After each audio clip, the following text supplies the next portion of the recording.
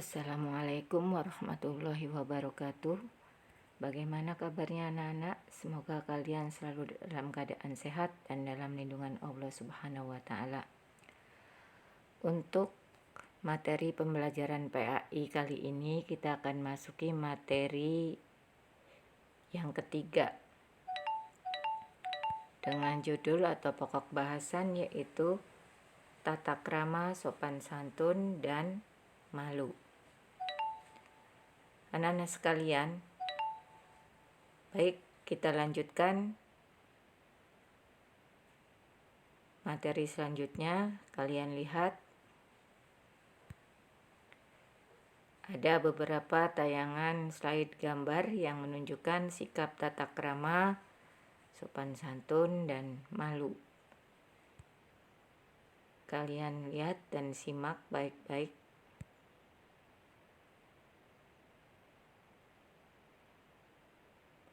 Lanjut, untuk selanjutnya mari kita bahas satu persatu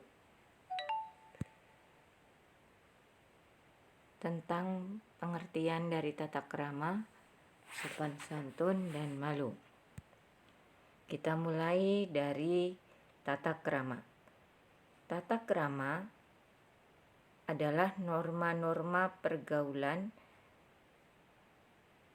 yang berkaitan dengan kebiasaan dalam bertindak maupun bertutur kata yang berlaku dalam lingkungan pergaulan antar manusia setempat. Maksudnya bahwa tata krama ini adalah suatu norma atau aturan meskipun tidak tertulis tetapi berlaku di daerah setempat. Tata krama tidak sama antara satu daerah dengan daerah lain atau satu bangsa dengan bangsa lain.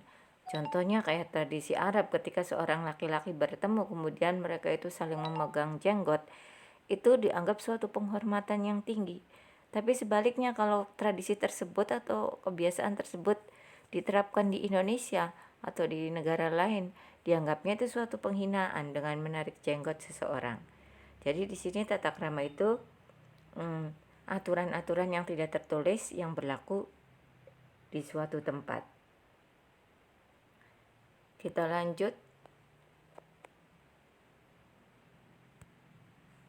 Yang kedua,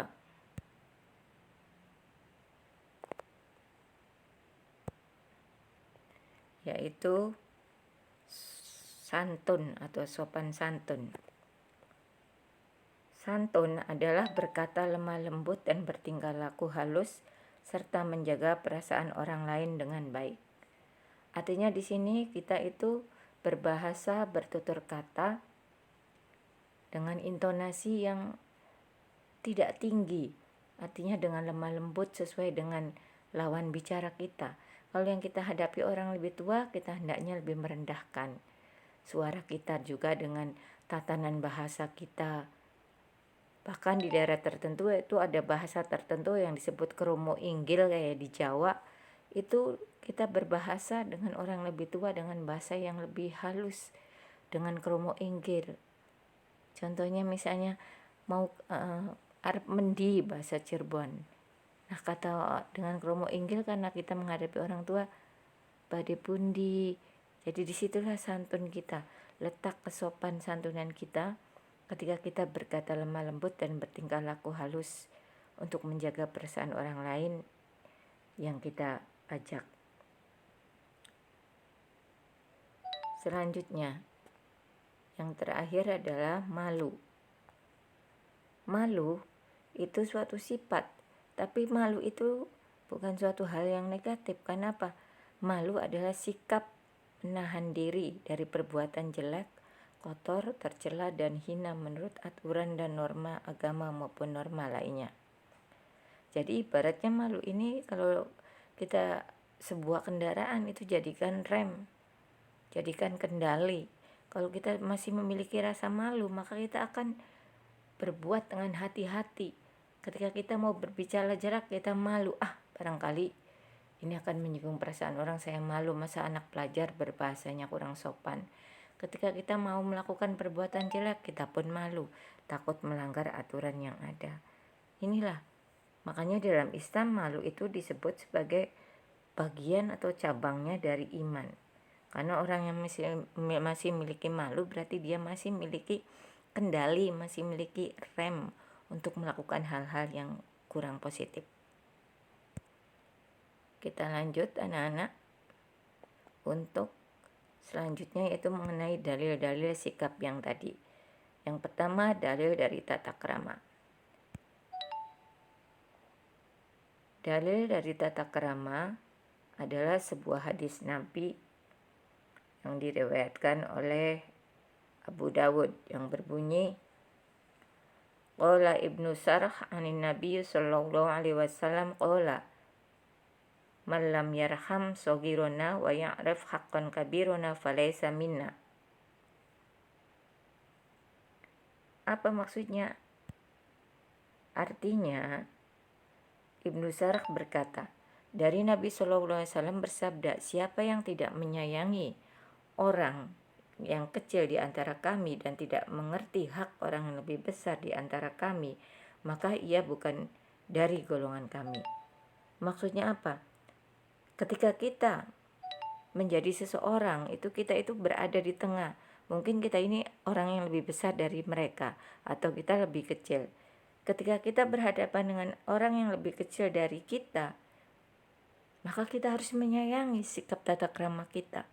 Sebaliknya, jika kita ini menjadi orang yang lebih kecil dan ada orang yang lebih besar dari kita, maka kita hargai, kita hormati orang yang lebih besar dari kita itu. Kenapa?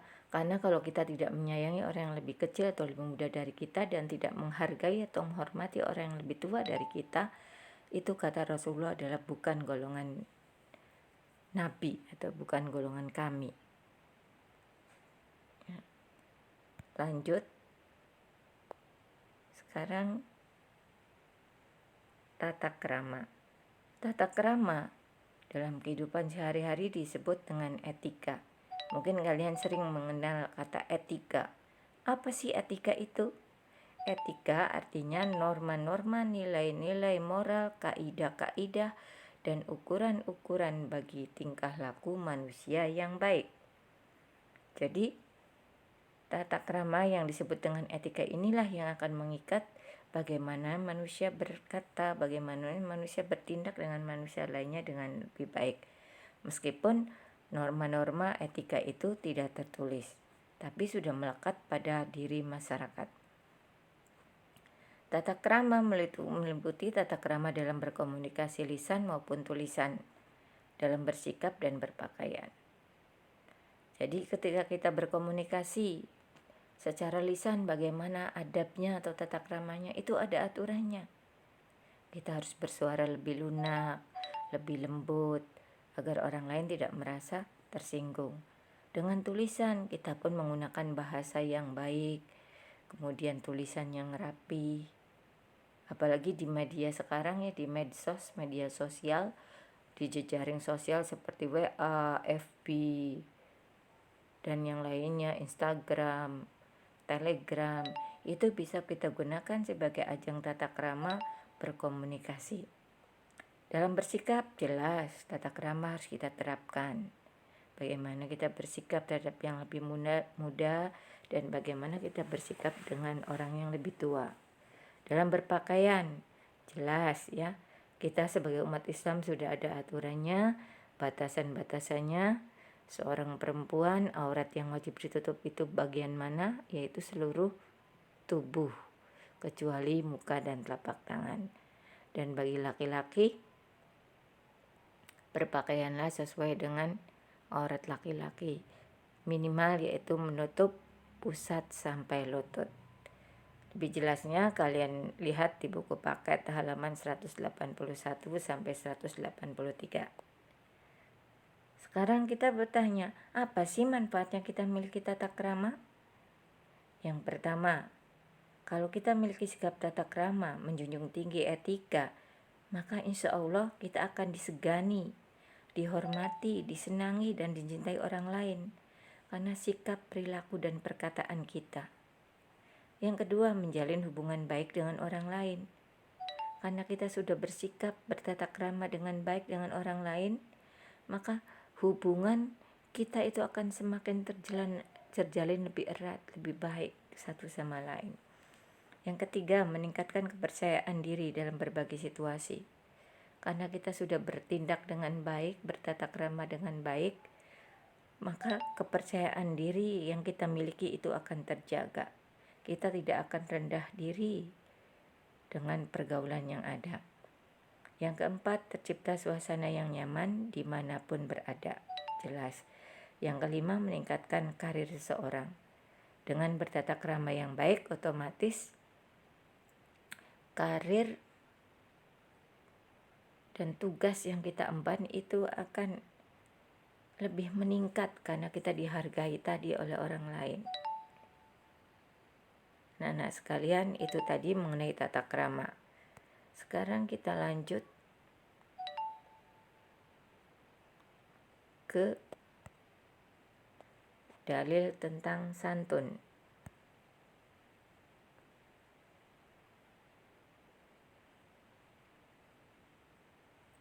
Dalil tentang santun ini terdapat dalam Al-Quran yang berbunyi, wa idza akhadna mitsaqo bani Israil la ta'buduna illallah wa bil walidaini ihsana wa dzil qurba wal yatama wal masakin wa qulu lin-nasi husna wa aqimus sholata wa atuz zakata tsumma tawallaitum illa qalila minkum wa antum mu'ridun. Itu dalil Al-Qur'annya. Shadaqallahul azim. Kita lihat artinya. Ini ada dalam surat Al-Baqarah ayat 83. Dan ingatlah ketika kami mengambil janji dari Bani Israel, yaitu janganlah kamu menyembah selain Allah dan berbuat baiklah kepada ibu bapak, kaum kerabat, anak yatim, orang-orang miskin, serta ucapkanlah kata-kata yang baik kepada manusia, dirikanlah sholat dan tunaikanlah zakat. Kemudian kamu tidak memenuhi janji itu kecuali sebagian kecil daripada kamu, dan kamu selalu berpaling. Ini urutan kita melakukan sopan santun atau berbuat baik. Pertama, kita itu menyembah Allah. Kemudian yang kedua adalah berbuat baik kepada ibu bapak, kaum kerabat, kepada anak yatim, orang miskin, dan dengan ucapan yang baik dengan sama manusia. Dalam hadis Nabi juga disebutkan, An Ibni Abbas anna Nabiyya sallallahu alaihi wasallam qala li asqiz asri inna fika khaslataini yuhibbu mawlahu halma wal haya. Rawahu Ibnu Majah. Hadis tadi diriwayatkan oleh Ibnu Majah ya anak-anak. Yang artinya dari Ibnu Abbas bahwa Nabi SAW kepada Asri, sesungguhnya dalam dirimu terdapat dua sikap yang dicintai Allah, yaitu sikap santun dan malu. Jadi Allah sangat mencintai orang yang memiliki sikap santun dan malu dalam dirinya. Karena kalau orang sudah memiliki sikap santun dan malu dalam dirinya, maka insya Allah orang itu akan selalu berhati-hati, bertindak dan berperilaku dengan sebaik-baiknya. Apa sih manfaatnya sikap santun? Kita lihat, sikap santun memiliki manfaat antara lain mudah diterima orang lain, menunjang kesuksesan, dan dicintai oleh Allah dan Rasul-Nya. Anak-anak lanjut ke sikap malu. Dalil dari sikap malu adalah sebuah hadis Nabi yang diriwayatkan oleh Imam Muslim yang berbunyi, An Abi Hurairah radhiyallahu anhu anna Nabiyya sallallahu alaihi wasallam qala al-imanu bid'ah wa sab'una syu'bat al-haya'u syu'batun minal iman. Rawahu Muslim.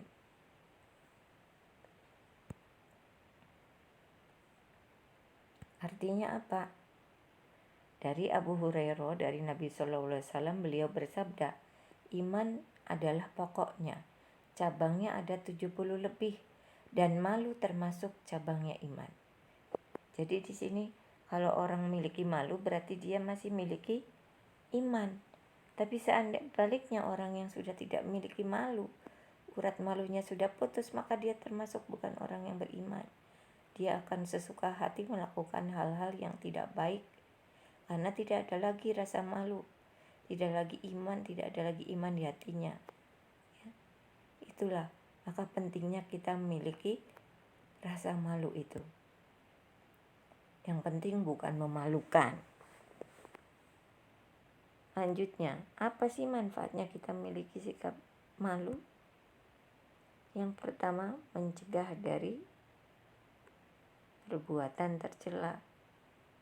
Kalau kita sudah memiliki sikap malu, rasa malu, kalau kita ingin berbuat yang tercela itu pasti akan tercegah. Oh iya, kalau saya melakukan hal misalnya mencuri, nanti kalau ketahuan bagaimana ya? Nanti saya dipermalukan atau ditonton oleh orang banyak atau dipenjara. Inilah makanya dengan malu mencegah dari perbuatan tercela. Yang kedua, mendorong berbuat kebaikan. Dan yang ketiga, mengantarkan seseorang menuju jalan yang diridhai Allah. Ya.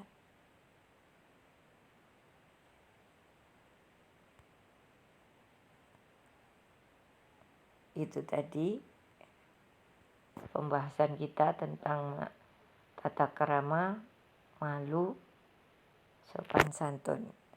Itu saja anak-anak.